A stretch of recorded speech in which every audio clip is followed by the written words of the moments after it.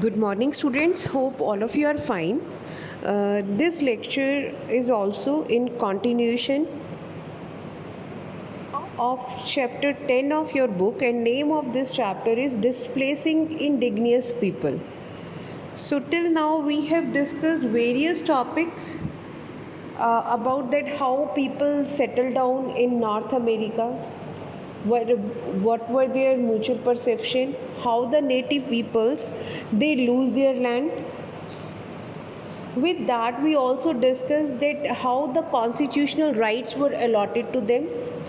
But the today's topic is about Australia, right? So here few information are also given for you. Like the first one, we can see that Indians under British rule. Taxed arbitrarily, seen as not equal, rationalization, not ready for responsibility of representative government. Then here we are talking about that how the people, when they were under the others' rule, which type of treatment was given to them. Like if we talk about Indians under British rule, then they were charged taxes. Then natives in America and Australia, they were also not seen as citizen, and they were also not equal. Like they were thought to be primitive, as they were not in settled agriculture. So this way. And the third one, they are given the African slaves in America.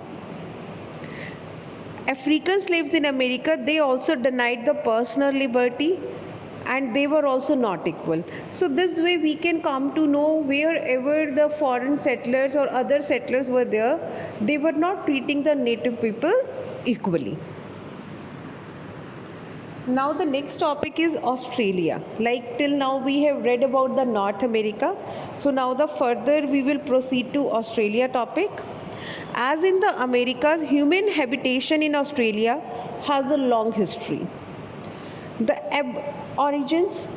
Aborigine, beta, this is a general name given to a number of different societies. They begin to arrive on the continent over 40,000 years ago. And they came from Guyana, which was connected to Australia by a land bridge. In the native tradition, they did not come to Australia, but had always been there. The past centuries were called dream time, something difficult for Europeans to understand. That is why this name is given to them, the dream time. Since the distinction between past and present is blurred, it means we cannot differentiate between the past and present, because we don't have a very much clarity towards it. In the late 18th century, there were between 350 to 750 native communities in Australia, each with its own language. Even out of those languages, 200 of these languages are still spoken.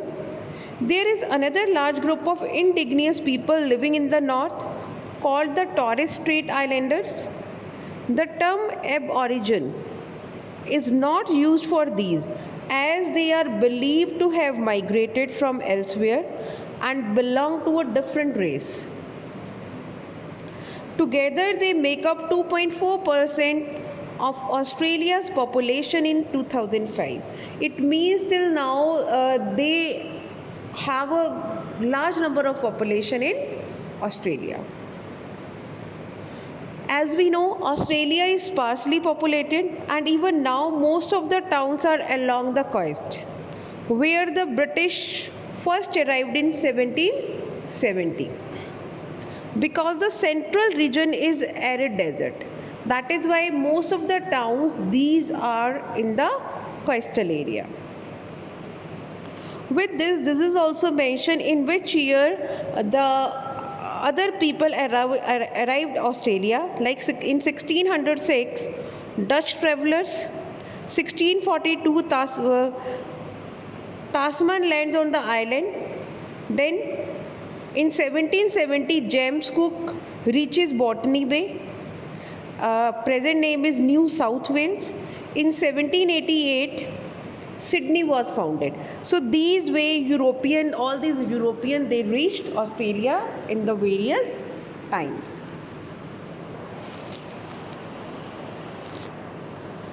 So the story of the interaction between the European settlers, the native peoples and the land in Australia has many points of similarity to the story of the Americas.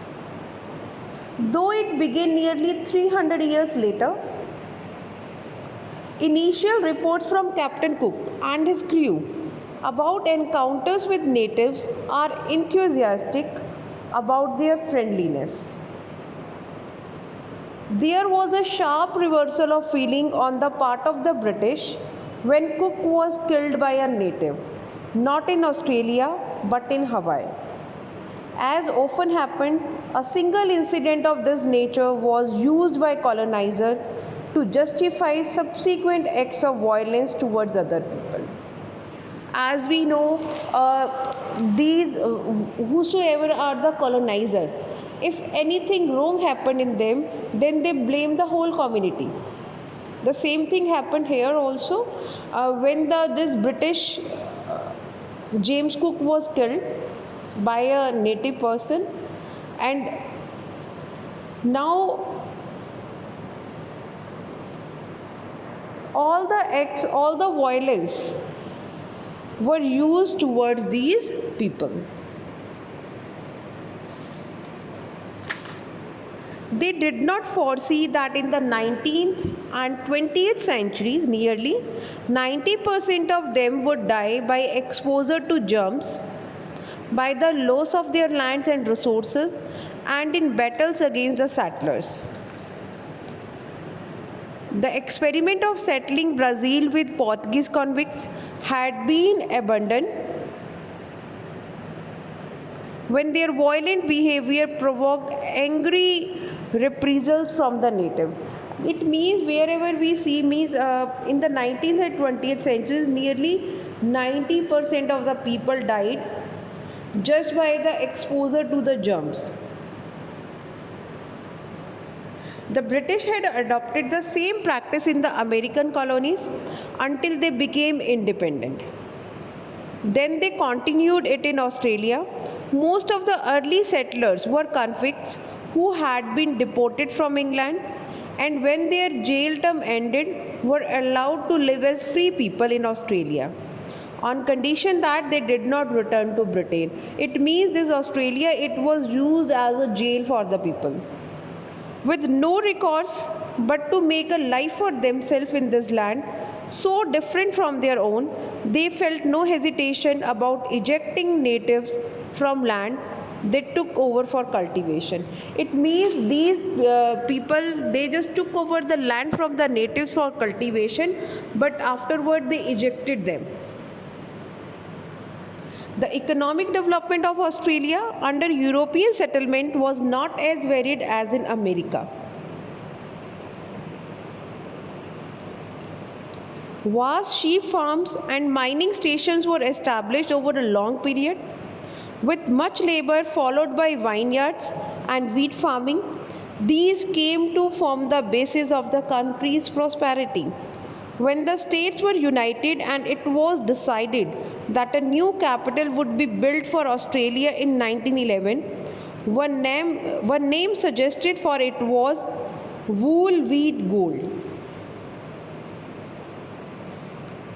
Because ultimately it was called Canberra, a native word meaning meeting place.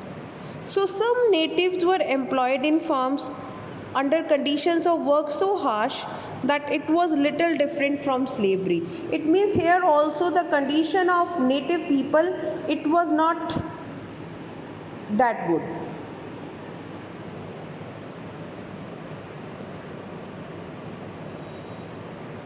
Till 1974, such was the popular fear that dark people from South Asia or Southeast Asia might migrate to Australia in large numbers, that there was a government policy to keep non-white people out. So this way,